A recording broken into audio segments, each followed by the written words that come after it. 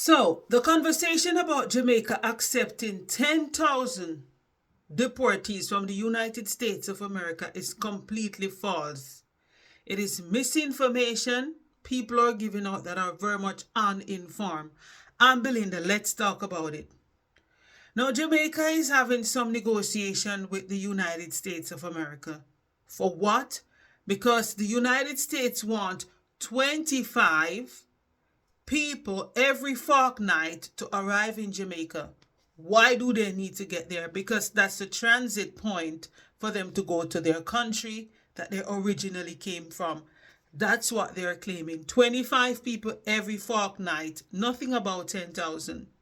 Jamaica is also asking the United States to host the finance that has to do with these people. So they will cover the expenses that is surrounding these 25 people every fortnight. The holding place to accommodate these people, we don't know yet. There is no information saying that these people will commingle with the average Jamaican. No, they're supposed to be in a holding facility, and from there, they should be going home. Jamaica also make it very clear, according to their information, that they do not want high-level criminal coming in to the country. Let's be honest, the United States of America is not going to send their most behaved deportees to Jamaica.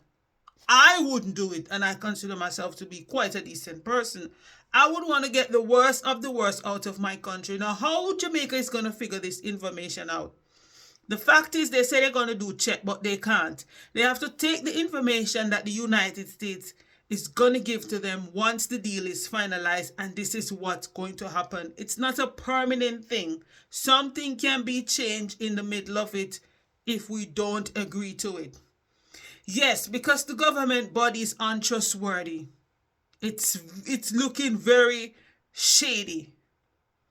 The system we have in Jamaica, we have to realize we don't have a collective group of people that actually go out and demonstrate, peaceful demonstration for things that are really, really important.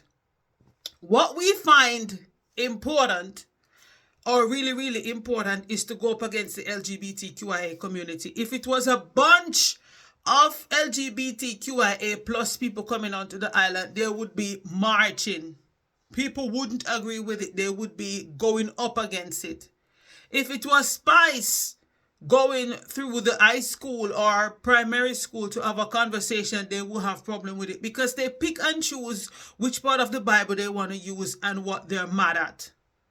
Now, do I allow my daughter to listen to Spice music? Absolutely not.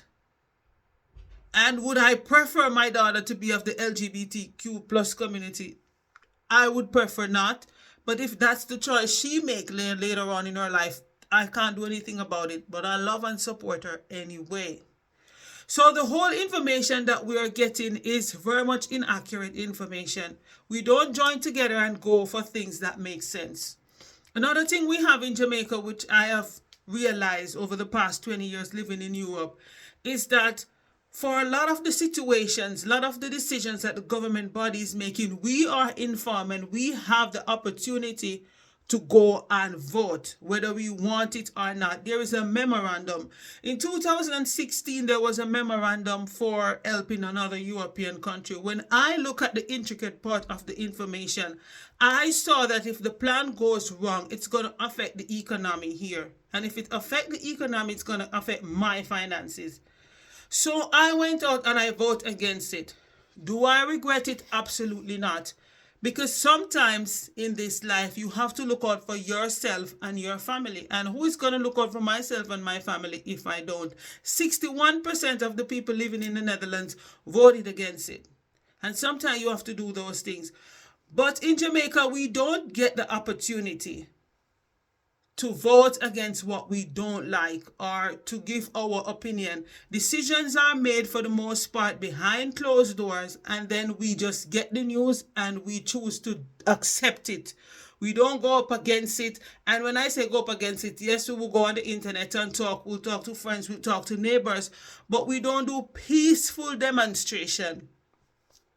One of the problem I see with these things is because America is most likely going to send out their most dangerous criminal for transit.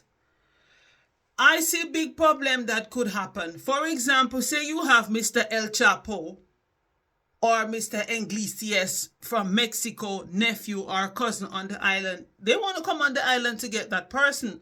But then again, we have so much percentage of the soldiers or the police or the security people that are corrupt, then easily paying them and get these people off the island can work. America won't care because the problem is already gone. The Jamaican government won't expose it because it will look terrible. So it will be cover up. This thing, do I think it's a good idea? No, because there could be potential dangers. You have enough dangerous people in the United States in the prison.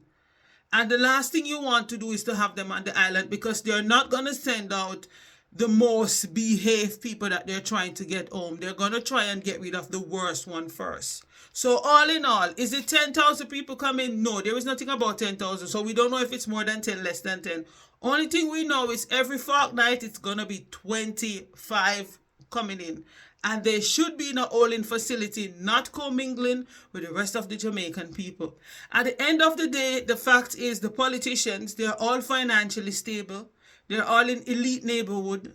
They have weapons to protect themselves. They have people to protect them. They are safe. So what do they really care about us? And since we're not interested in peaceful demonstration and really get changes, we just go on. We just go on and accept what they're doing. I'm Belinda. Let's talk about it. Whatever you have to say.